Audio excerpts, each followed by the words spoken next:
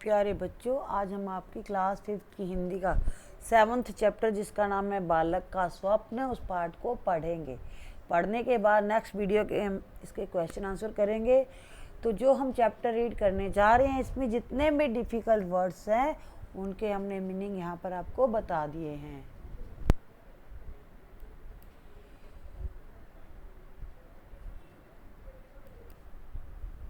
तो आप इनके जो कठिन शब्दार्थ है अपनी नोटबुक में नोट कर लीजिएगा।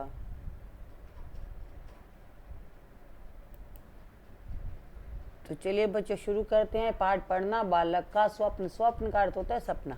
किसी सेठ के यहाँ एक लड़का नौकरी करता था। एक रात्रि, रात्रि का मतलब होता है रात, स्वप्न में वह चिल्ला उठा। उसे सपना आया। और क्या सपना आया? अहो मेरा भाग्य है। रात्रि का मतलब यहाँ पे रात हो जाएगा।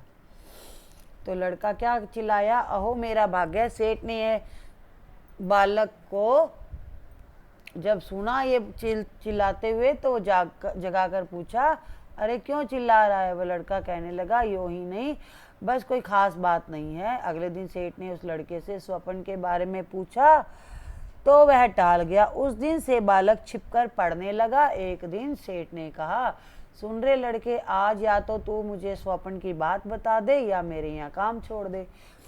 तो उसको लड़के ने कोई सपने के बारे में नहीं बताया। अब सेठ ने भी धमकी दी, या तो सपने के बारे में बता दे, नहीं तो यहाँ से काम छोड़ना पड़ेगा। लड़का चतुर था, चालाक था, होनहार था, उसने नौकरी छोड़ दी, लेकिन उसने स्वप्न की बात उसको सेठ को नहीं बताई। उसने पढ़ाई चालू रखी। इसी बीच उसे गांव के जमींदार के यहाँ नौकरी मिल गई। एक दिन सेठ जमींदार के यहाँ कपड़े लेकर आया। उसने लड़के को वहाँ काम करते देखा। सेठ ने जमींदार को लड़के के सपने और निकाले जाने की बात बता दी। इस पर जमींदार ने उसे बुलाकर कहा, लड़के, या तो अपने मुझे स्वप्न की बात बता, सपने की बात बता, अन्यथा का मतलब नहीं तो आज ही मैं तुझे अपने यहाँ से हटा दूंगा। अब लड़का धुन का पक्का था, मतलब लगनशील और दृढ़ निश्चयी था, पक्के इरादे वाला। उसने नौकरी छोड़ दी पर सपना नहीं बताया। उसने जमींदार को भी कुछ नहीं बताया। नौकरी से अलग हो गया, मतलब नौकरी छोड़ दी। उसने अध्ययन चालू रखा, अपना पढ़ाई चालू रखी। वह किसी प्रकार अपनी सूझबूझ मतलब चतुराई से राजा के यहाँ साधारण नौकर हो गया। राजा के यहाँ एक साधारण सा सामान्य सा नौकर बन गया। फिर धीरे धीरे उन्नति करते हुए एक दिन राजा का मंत्री बन गया। अच्छा काम किया तो राजा ने उसे मंत्री बना दिया। अचानक, अकस्मात मतलब अचानक, एक दिन वही जमींदार राजा के यहाँ आया। अब सेठ आया था जमींदार के यहाँ। उसने जमींदार को सारी बात बता दी तो जमींदार ने लड़के को हटा दिया। अब वही जमींदार राजा के यहाँ आ गया। अब उसने लड़के को पहचान लिया, राजा को सारी बात सुना दी। अब राजा ने मंत्री को बुलाकर पूछा, मंत्री, आपने बहुत पहले सेठ के यहाँ क्या स्वप्न देखा था? आप या तो स्वप्न हमें बताइए या फिर दंड का मतलब होता है सजा के लिए तैयार हो जाए। अब मंत्री ने स्वप्न बताने से इनकार कर दिया, सपना बताने से इनकार कर दिया, मना कर दिया। अब राजा ने नाराज होकर मंत्री को कैद खाने में डाल दिया, यानी जेल में डाल दिया। अब कुछ दिन बाद पड़ोसी राजा, जो राजा का पड़ोसी राजा था, राजा पर चढ़ाई करने की सोची। अब चढ़ाई का मतलब होता है आक्रमण करना। तो पुराने जमाना में राजा महाराजा एक दूसरे से युद्ध करते रहते थे, आक्रमण करके उसका राज्य जीत लेते थे और अपने कब्जे में कर लेते थे। अब उस राजा का जो पड़ोसी राजा था, उसने सोचा कि राजा पर आक्रमण करता। उसने सीमा पर अपनी सेना भी जमा कर ली। उसने इस राजा और मंत्रियों की चतुराई जानने के लिए 2 घोड़ियां भेजी कि ये राजा कितना चालाक है, इसके मंत्री कितने चालाक है। ये जानने के लिए उसने 2 घोड़ियां भेज दी और पूछवाया, इसमें माँ कौन सी है, बेटी कौन सी है। अब ऐसे तो पता नहीं चलता ना कि माँ कौन है, बेटी कौन है। तो मंत्री और राजा की परीक्षा लेने के लिए पड़ोसी राजा ने 2 घोड़ियां भेज दी और ये भी पूछा कि बताएं कौन सी माँ है, कौन सी बेटी है। तो ये जानना बड़ा मुश्किल हो गया था।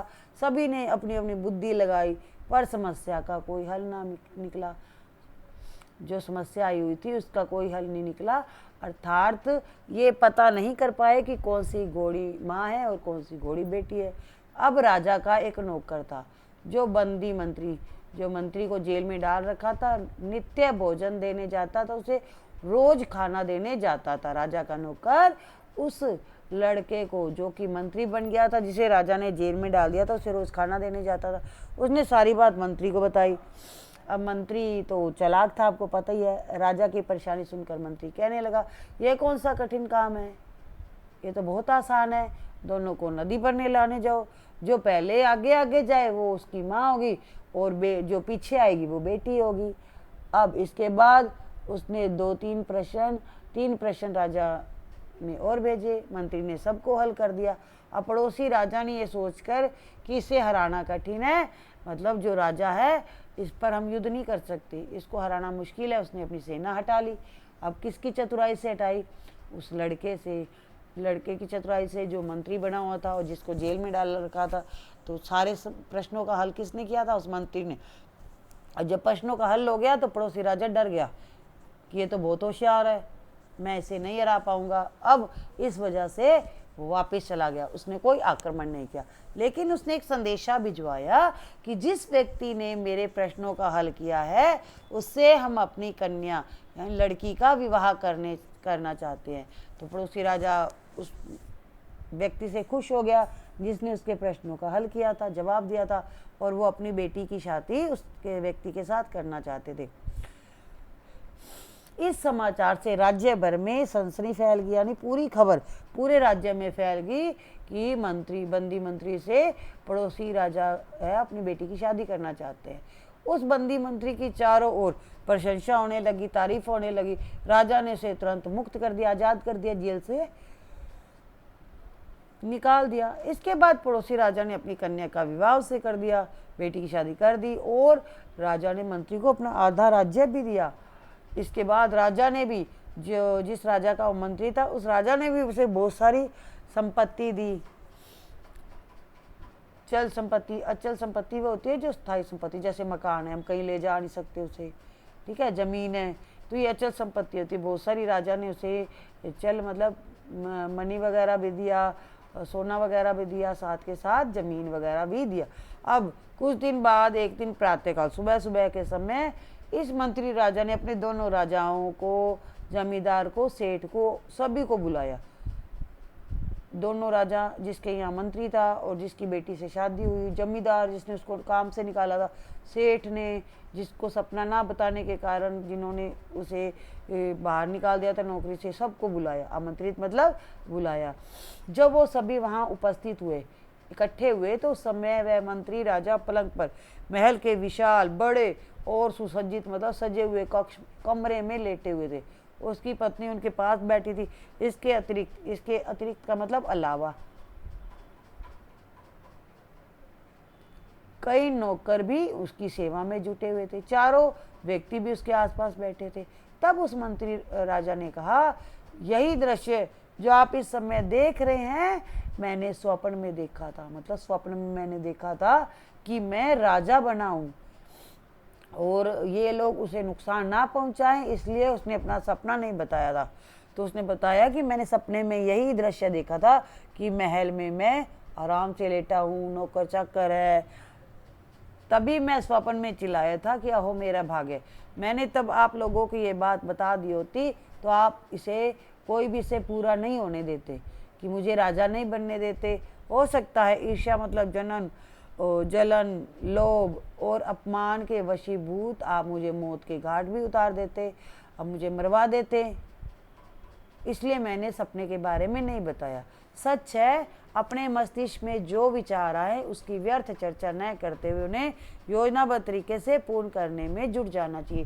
तो इस पाठ से हमें क्या शिक्षा मिलती है कि हमारे दिमाग में जो भी विचार आए हैं वो जब तक पूरे ना हो जाए सामने वाले को नहीं बताना चाहिए और ना ही उसकी चर्चा करनी चाहिए, और योजना के अनुसार उस काम को पूरा करने में लग जाना चाहिए, ना कि व्यर्थ चर्चा कर करके टाइम खराब करें, बल्कि उसको पूरा करने में लग जाना चाहिए।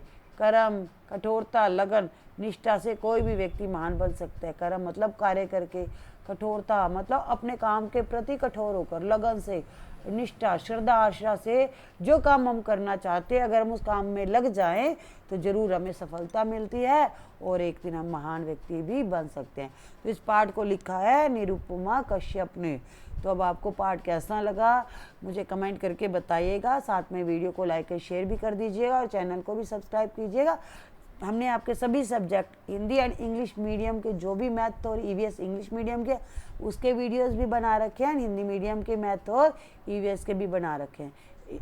हिंदी और इंग्लिश तो आपकी सेम चलती है, तो इसके वीडियो भी अवेलेबल हैं क्वेश्चन आंसर के साथ, चैप्टर रीड किए हुए।